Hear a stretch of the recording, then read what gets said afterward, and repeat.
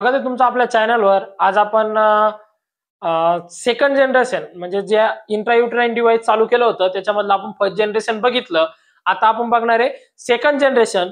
Second generation आपण बघितलं होतं। फर्स्ट आणि सेकंड जनरेशन काय आहे, नॉन मेडिकेटेड आहेत म्हणजे कॉपर पासून बनलेले आहेत, आणि थर्ड जे जनरेशन आहे ते काय आहे, मेडिकेटेड आहे म्हणजे ते काय आहे, हार्मोनल पासून बनलेलं आहे, हे आपण बघितलं होतं। त्याच्यानंतर आपण फर्स्ट जनरेशन मध्ये लिपेज लूप म्हणून बघितलं, त्याच्यानंतर ग्रॅफन बग रिंग म्हणून बघितलं।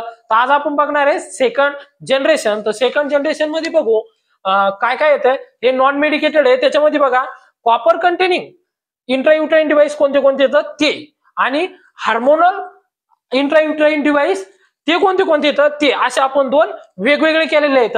त्याच्यामध्ये बघा, त्याच्यामध्ये एक इम्पॉर्टंट क्वेश्चन कसा पडतो की तुम्हाला विचारतात कॉपर 380 जी कॉपर टी आहे तिचं ड्युरेशन किती वर्षापर्यंत आहे, असं कोणता पण एक देतील ते तुम्हाला विचारतील की किती वर्षापर्यंत आपण कॉपर टी ठेवू शकतो। ही कॉपर टी 250 किंवा मग कायलिना किती वर्षापर्यंत आपण ठेवू शकतो हे आपल्याला विचारू शकतात। तर ध्यानात ठेवा। आपण बघूया कॉपर कंटेनिंग इंट्रायुट्राइन डिव्हाइस, त्याच्यामधलं बघा कॉपर 380 ए आणि कॉपर टी 380 सिमलाइन यांचं जे ड्युरेशन आहे ते 10 वर्षापर्यंतच आहे। बघा 380 म्हणलं की 10 वर्ष।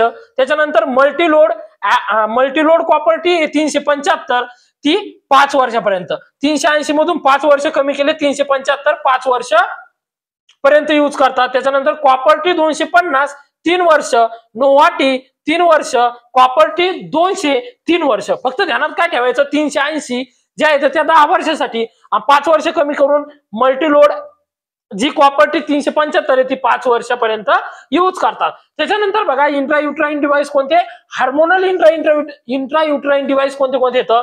त्याच्यामध्ये बघा पॅरागार्ड हे 10 वर्षासाठी यूज करतात, कायलिना हे 5 वर्षासाठी यूज करतात, मरीना हे 5 वर्षासाठी यूज करतात, स्कायला हे 3 वर्षासाठी यूज करतात, आणि लिलेटा हे 3 वर्षासाठी यूज करतात। याच्यावर तुम्हाला क्वेश्चन पडतातच, कॉपर टी 380 किती वर्षासाठी यूज करतात म्हणून एम्स मध्ये म्हणा किंवा आपल्या आता CHO मध्ये निघलेली त्याच्यामध्ये पण क्वेश्चन पडू शकतो, ते ध्यानात